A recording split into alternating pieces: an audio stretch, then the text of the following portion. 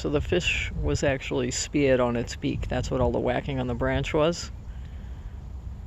I couldn't film the whole thing because I'm running out of battery, but it finally knocked it off enough to be unspeared. Caught it midair. Turned it around now, so it's got it head first.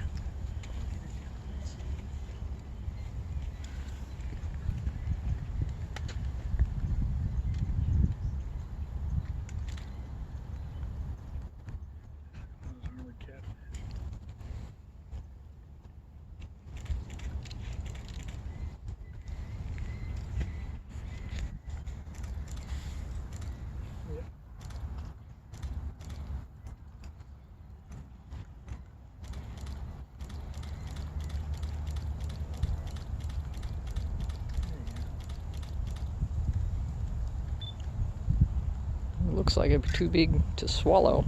Which I'm sure it's not, but it looks like it, doesn't it? It'll take them a while. Yeah, they'll figure it out. They'll get it down eventually.